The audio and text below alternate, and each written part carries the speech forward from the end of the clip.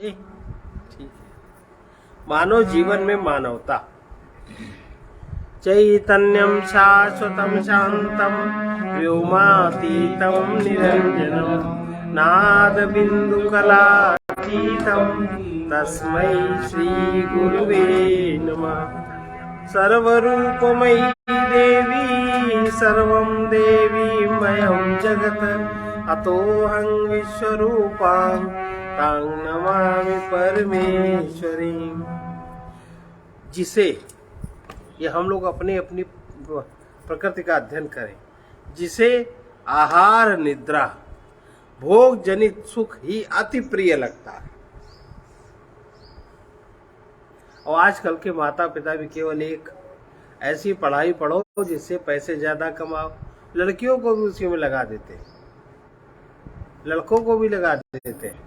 और ज्यादा कमाई करो तो भोग जनित सामग्री एकत्रित करो, जिंदगी का निर्वाह हो, शादी ब्याह हो जाए, हम फुर्सत।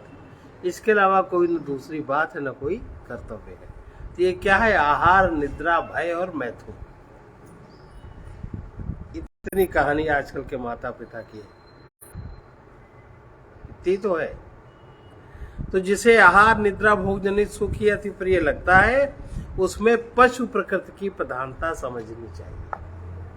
उसकी प्रकृति पशु है, वो अभी मनुष्य प्रकृति मानवता में नहीं आया। मनुष्य देह तो उसको मिल गई, लेकिन उसमें उसका काम सारा पशु प्रकृति का ही चल रहा है। जो पशु को जीवन में साहस सुलभ है, वो मनुष्य बहुत मेहनत से प्रयत्न से प्राप्त कर पाता है। जहाँ आहार निद्रा भोग सुख के साथ धन तथा सम्मान भी अति प्रिय लगता है। बहुत लोग हैं जिनको धन और सम्मान अति प्रिय लगता है, और इसी को प्राप्त करने के लिए जो प्राणी दूसरों को कष्ट देता है, और दूसरों को कष्ट में सबसे पहले अपने माता पिता को कष्ट देता है, परिवार संबंधियों को कष्ट देता है, टोले मोहल्ले को कष्ट देता है, दूसरों को कष्ट देता है, दूसरों का अपमान करता है और धन का अपहरण करता है, वहां दानवी प्रकृति की प्रधानता समझनी चाहिए। वो दानव है। आहार निद्रा भय मैथुन के साथ जहां धन भी अति प्रिय लगता है, सम्मान अति प्रिय लगता है। धन और सम्मान मेरा ही केवल, जिनका जरा जरा सी बात में अपमान हो जाता है, होता है ना, ऐसे बहुत लोग होते हैं। उनके और इसी की प्राप्ति के लिए जो प्राणी दूसरे को कष्ट देता है। आजकल तो एक फैशन चला, पैसे वाली लड़की फंसा लो, पैसे वाला लड़का फंसा लो, और उसके लिए चाहे जितना दूसरे को कष्ट तकलीफ हो, वो सारा मामला चलता है। बड़ी बड़ी बातें हो जाती हैं। अब दूसरे का अपमान भी करता है। अगर धन न मिले तो उस लड़की को छोड़ दो, उस लड़के को छोड़ दो। ऐसा हो रहा है ना। दूसरे का जहां ना मिलने पर अपमान करता है, दूसरे के धन का अपहरण करता है, वहां दानवी प्रकृति काम कर रही है, ऐसा समझना चाहिए। जहां आहार निद्रा तथा भोग सुख में मर्यादा का ज्ञान रहता है, साथ ही दूसरों को सुख संपत्ति तथा मान के दान का ध्यान रहता है। लेने का नहीं, दूसरों के को सुख संपत्ति और मान के दान का वक्त पे, किसको कितने धन की जरूरत है, किसको कैसी जरूरत, हमारी सीमा है, हमारी क्षमता है, हम जो भी किसी की सहायता कर सकते हैं हम कर दें। जरूरी नहीं धन की सहायता करें, जो चीज अपने पास है उससे कर दें, और दूसरे को मान दें। दूसरे से मान चाहे ना मिल जाए तो धन्यवाद भी ना दे उसको। आजकल जरा सी बात हो, थैंक यू धन्यवाद, पता ही नहीं कहाँ करना है कहाँ नहीं करना। बेवकूफियत अजीब अजीब चल गई है। तो जहाँ दूसरों को साथ ही दूसरों को सुख संपत्ति तथा मान के दान का ध्यान रहता है, वहां मानवीय प्रकृति की प्रधानता समझनी चाहिए।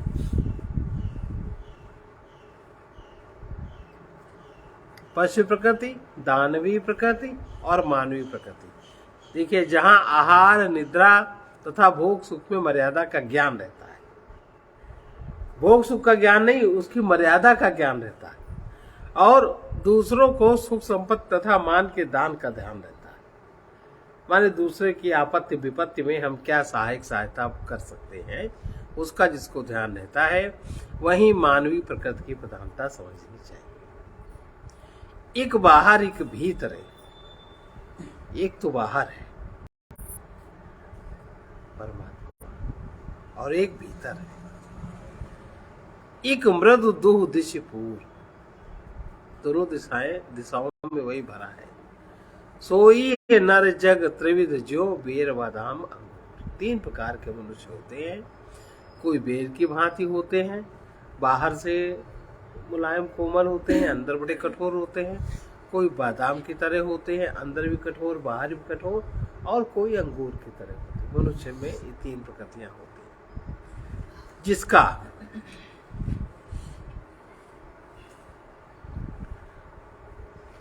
जो साधन के पथ पर होकर के ब्रह्मचर्य संबंधी साधना का पक्ष लेता है, या जो परमात्मा बोध के लिए साधना का पक्ष लेता है, सीधी सी बात। क्योंकि ब्रह्मचर्य का नाम लेते जाने का ऊल जरूर बातें दिमाग में घूमने लगती, क्योंकि समाज में ऐसी ऐसी कल्पनाएं दिमागों में भर दी गई हैं कि देखिए हद हो गई।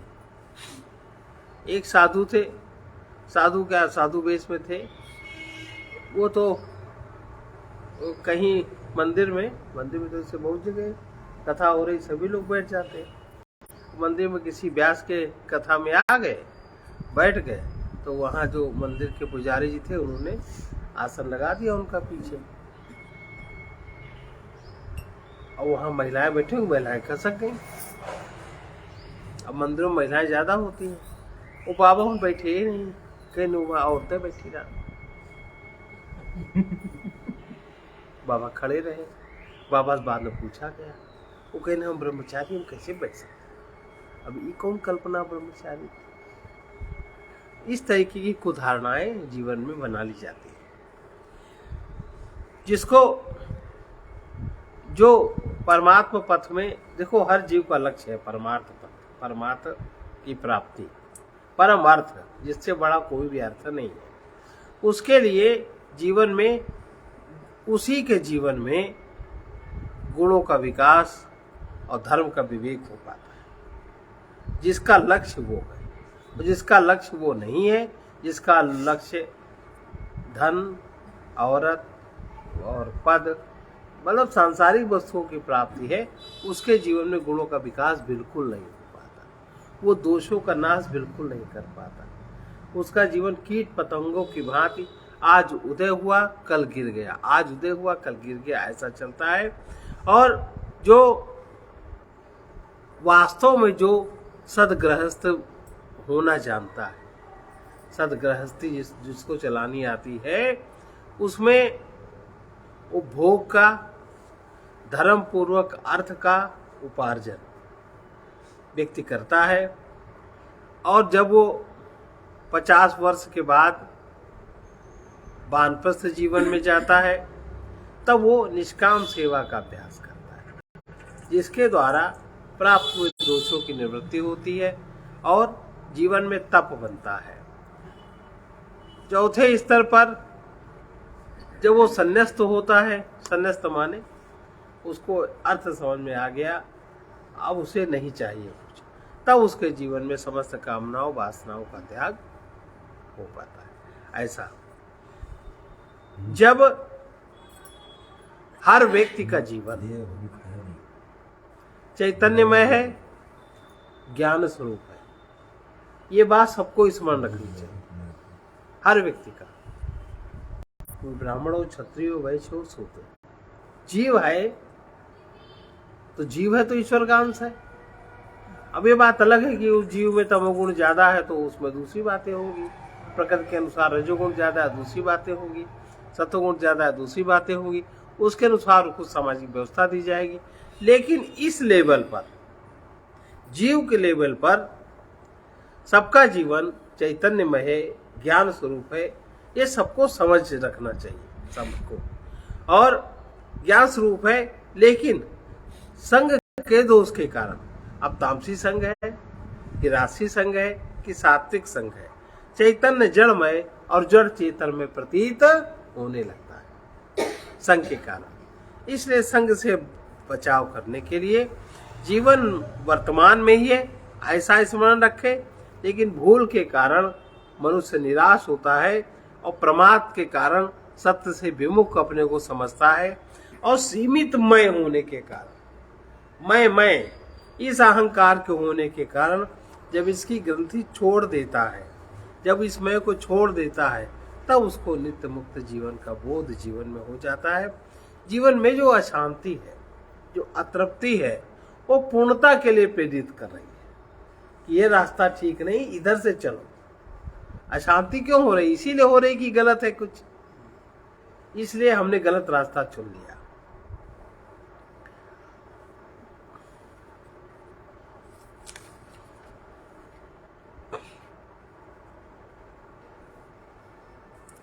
जो सेवा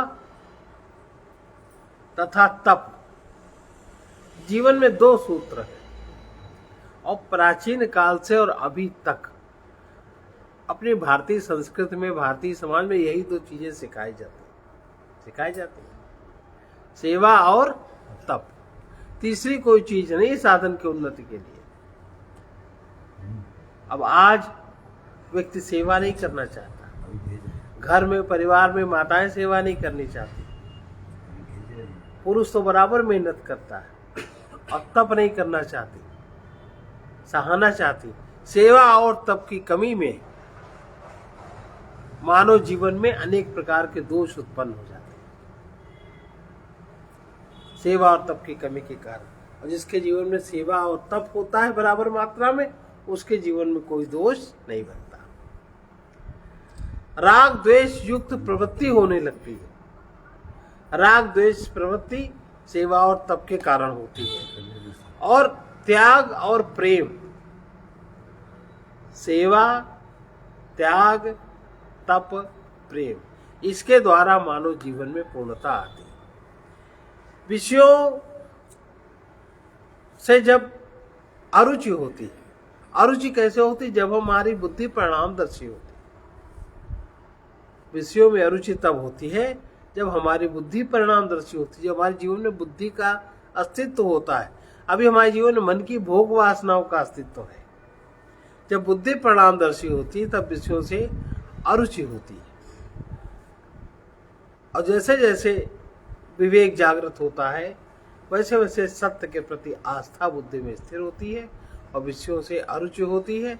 जीवन में वैराग्य का प्रभाव होने लगता है और सत्य से, परमात्मा से भिन्नता ज्यों ज्यों मिटने लगती है, वैसे वैसे जीवन में प्रेम की जागृति होने लगती है। और वो प्रेम जब सर्वव्यापक परमात्मा की ओर मुड़ जाता है तब जीवन में भक्ति सुलभ होती है। और ऐसी भक्ति से जैसे जैसे हृदय हमारा आनंद से भरता जाता है, वैसे वैसे अंतर मन में चाह की समाप्ति होती जाती है। जैसे जैसे चाह की समाप्ति होती जाती है वैसे वैसे जीवन में पराधीनता समाप्ति होती है। पराधीनता सबसे ज्यादा चाह के कारण पराधीनता है। चाह अगर ना हो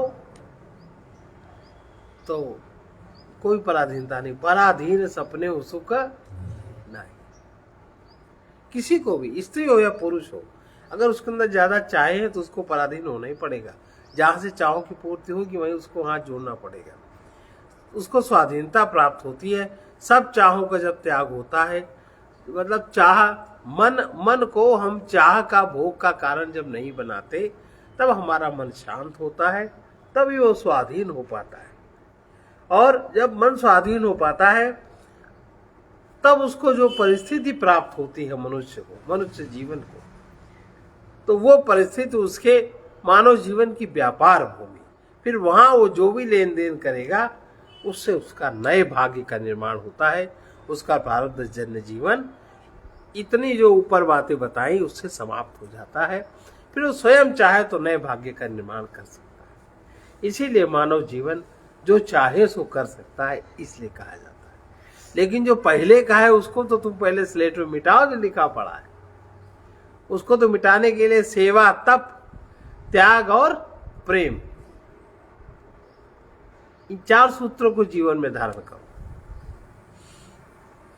और परिस्थिति का जब हम सदुपयोग करना नहीं जानते, फिर हम मानवता से गिर जाते, दानवता में आ जाते हैं।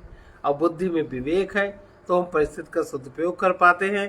परिस्थितियों के बीच में ही मनुष्य लोभ, अभिमान, मोह, ममता का अभ्यास करता है, और उसी परिस्थिति के बीच में ही मनुष्य उदारता, नम्रता, दानशीलता, धीरता, गंभीरता, त्याग, प्रेम, परमात्मा को अपना मानना, मानवता का अभ्यास कर अपने जीवन को उज्ज्वलता की ओर ले जाता है।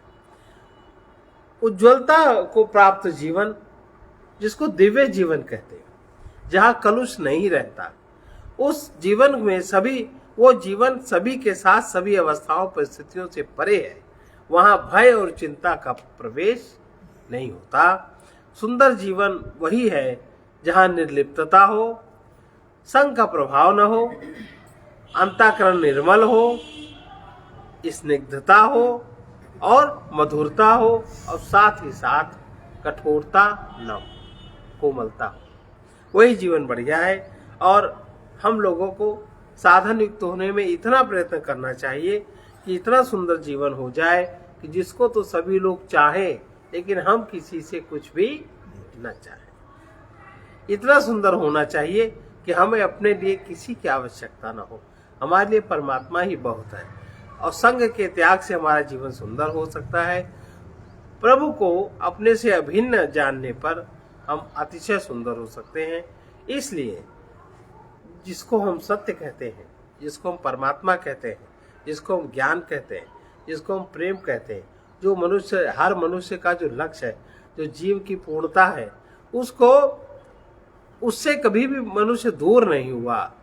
उस अविनाशी से हमारी दूरी नहीं है, क्योंकि अविनाशी तो हम खुद ही हैं। आत्मा अविनाशी है कि नहीं? अब उसी में अविनाशी के गुण होंगे। तो जितना हम आत्मबोध के साथ जिएंगे, उतना ही ज्यादा हमें दिव्यता जागृत होती जाएगी। और जितना हम मन बोध के साथ जिएंगे, उतना ही हम दानवता और पशुता में गिरते जाएंगे। जितना हम इंद्रिय बोध और मैं देह के साथ जिएंगे, उतना ही हम पशु होते जाएंगे। पशु केवल देह में, इंद्रियों में जीता है। और राक्षस दानव अपने मन की तामसी वृत्ति में जीता है। मनुष्य मन के उच्चतर सोपानों में जीता है। जो दिव्य लोग हैं वो मन के पार होकर जीते हैं। ये क्रम है।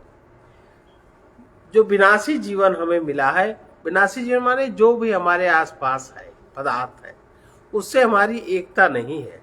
फिर भी जो एकता और जो भी दूरी हमें प्रतीत होती है, वो सब हमारे मन की कल्पना का आधार है, कल्पना कारण प्रतीत होती है। और जब हम बुद्धि विवेक के द्वारा उसको जान लेते हैं, तो ना एकता प्रतीत होती है और ना दूरी ही, दोनों भाव मिट जाते हैं। जहां वस्तुओं का दासत्व है, देखो पश्चिमी जीवन में वस्तुओं का दासत्व ज्यादा है, वस्तुओं का लेन देन ज्यादा है। भारत में इतना नहीं है। आजकल कुछ लोगों में ऐसा हो गया, जहां वस्तुओं की दासता है, वहां जीवन से विमुख होकर असत का बंधन बढ़ता रहता है। और एक बात है, लोग क्या कहेंगे, ये एक व्यर्थ का भय मन में बना रहता है। जहां दैवी गुणों का अधिकार होता है, वहीं जीवन में सौंदर्य उतरना शुरू होता है। जीवन को सुंदर बनाने के लिए व्यक्ति कहीं भी पराधीन नहीं है।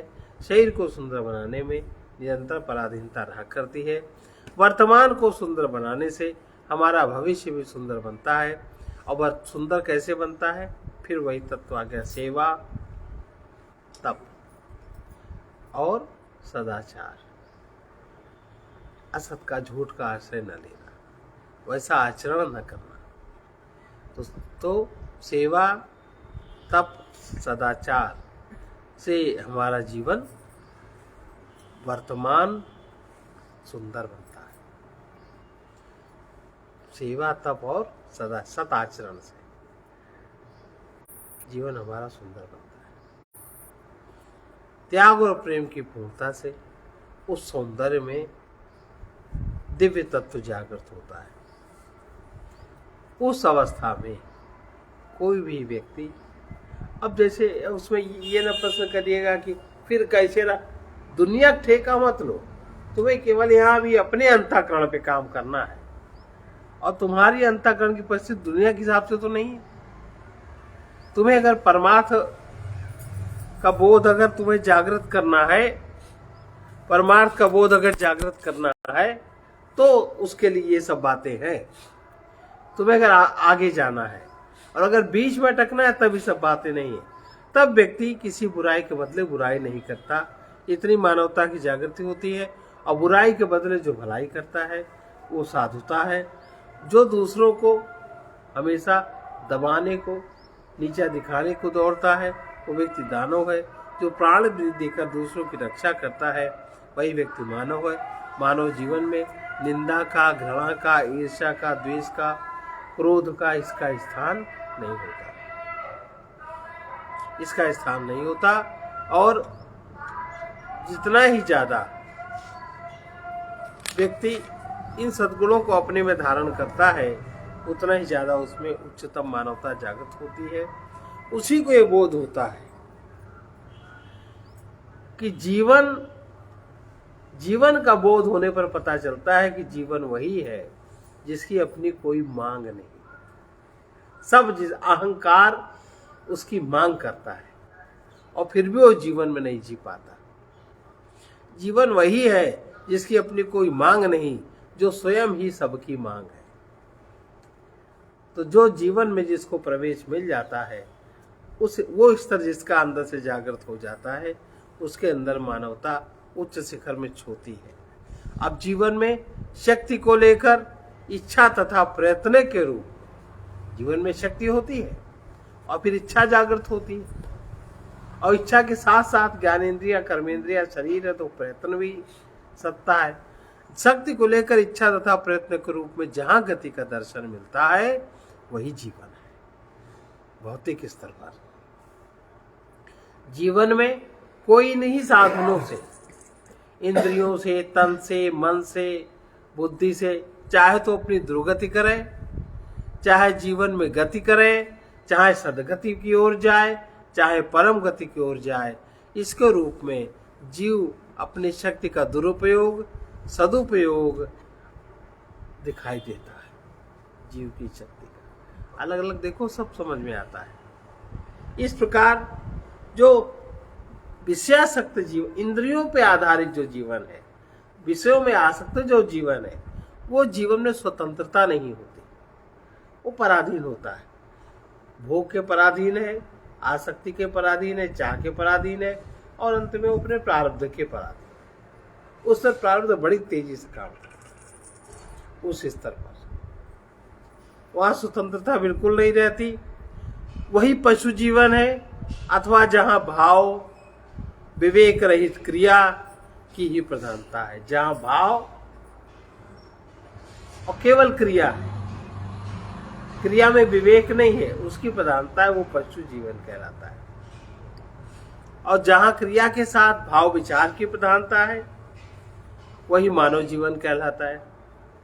दूसरों की पूर्ति के लिए, दूसरों को सुख देने के लिए जहां निरंतर जीव जागृत रहता है, दूसरों की पूर्ति करने के लिए, दूसरों को सुख देने के लिए, वही मानवता है, वही मानव जीवन है।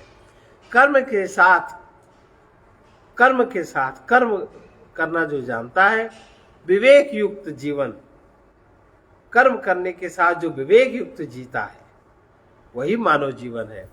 जहां त्याग और प्रेम की ओर गति होती है, त्याग और प्रेम में जहां गति होती है, वहां दैवी जीवन है।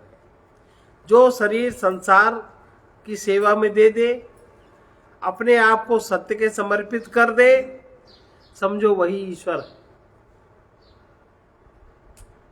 अब बताओ, भगवान कृष्ण के जीवन में क्या था? यही तो था।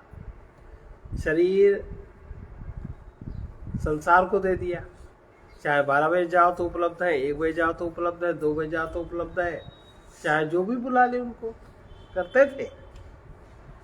साधु महात्मा भी यही करते हैं, राम के जीवन में भी यही था। और वो खुद पर समर्पित थे, परमात्मा अनंत सत्य के प्रति वो समर्पित थे। तो जहां जो व्यक्ति शरीर को संसार की सेवा में दे देता है, अपने आप को सत्य के समर्पित कर देता है, वही ईश्वर हो जाता है, वही ईश्वरमय जीवन जीता है। दो बातें हैं, शरीर को संसार को दे दे और अपने आप को परमात्मा में समर्पित कर दे, तो बीच का अहंकार समाप्त हो गया, अहंग समाप्त हो गया, अहंकार नहीं रहा। जो मानव सारी शक्ति का सेवा में सदुपयोग करता है, शक्ति को बचाता नहीं, वो अपने लिए कुछ भी नहीं चाहता, वो परमार्थी कहलाता है।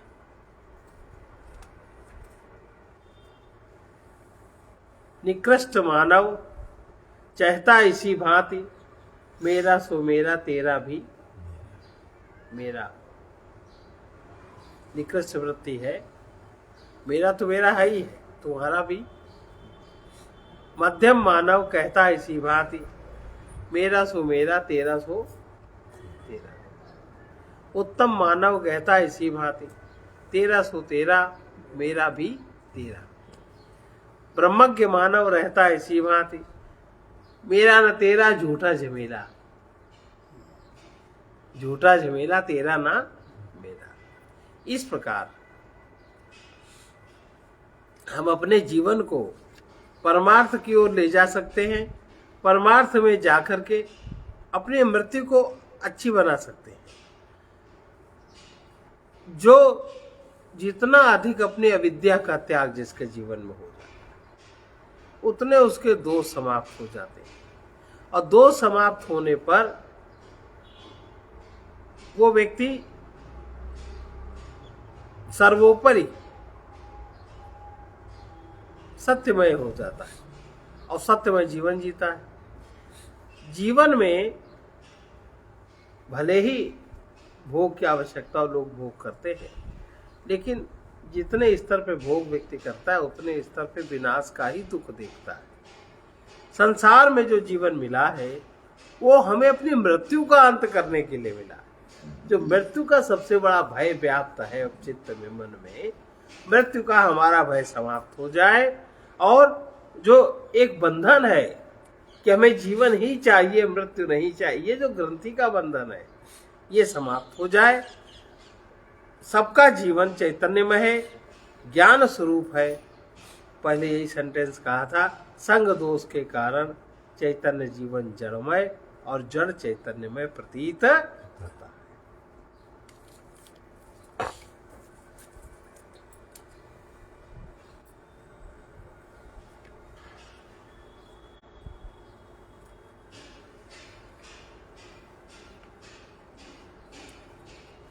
कृपा ऐसी हो अहंकार भूल जाए।